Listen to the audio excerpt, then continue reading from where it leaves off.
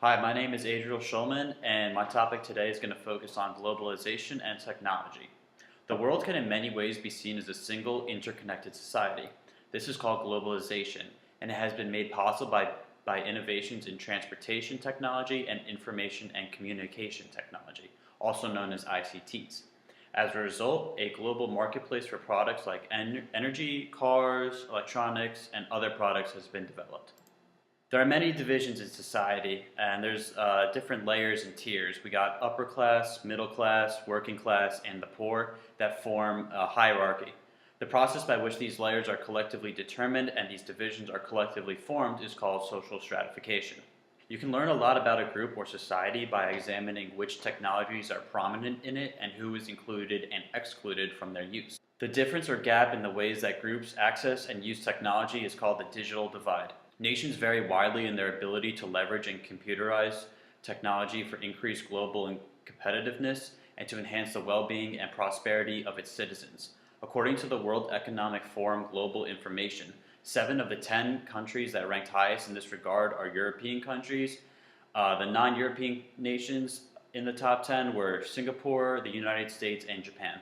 Internet access rates, which are closely linked to national income, vary considerably across emerging and developing nations. The highest percentages of 76%, 73%, and 67% belong to Chile, Russia, and Venezuela, respectively, have internet and or smartphone access, while the lowest rates belong to 42% in South Africa and 40% in the Philippines.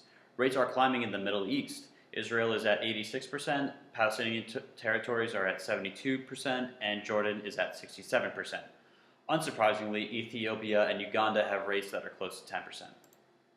Cell phone ownership is much more common than internet service in emerging and developing nations. Between 45% and 75% of citizens in most emerging nations own or share a cell phone. Lack of education is a huge barrier to internet and digital access. People with limited or no relevant education may not have the skills required to use digital technologies or anything more than the basics. The internet and digital media can contribute to the development of common understandings by providing a window or different aspects of culture or points of view. On the other hand, internet use can interfere in the development of shared understandings.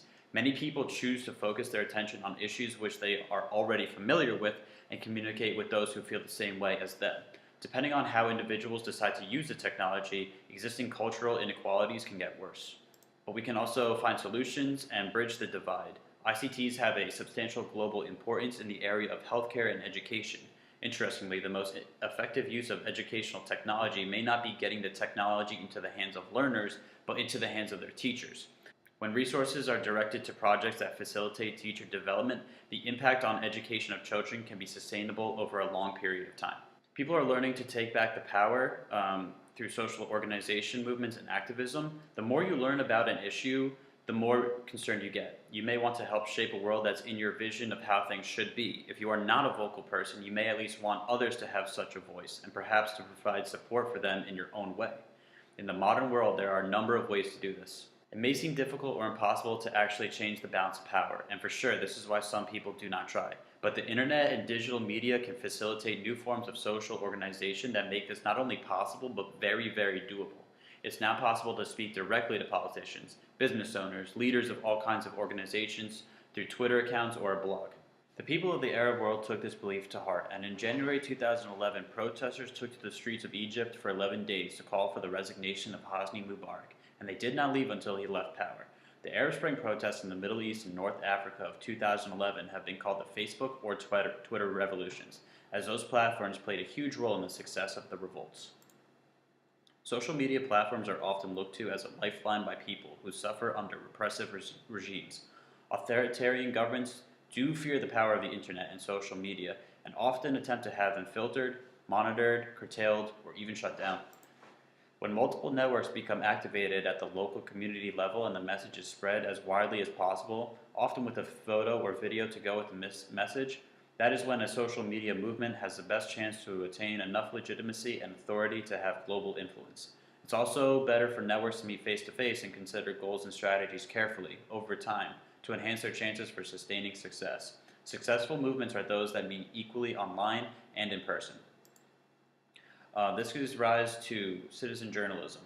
Citizen journalists essentially produce and spread this information without a gatekeeper to oversee its accuracy.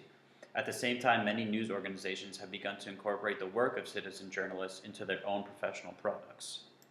Information provided by professional journalists and news organizations is generally considered to have the edge in accuracy and believability over that of citizen journalists or bloggers. When style is favored over substance, there can be inaccuracies that arise. As discussed in the previous chapter, this opens the door to fake news, but for the purposes of this video, it can also lead to a real shift in the balance of global power. Thank you.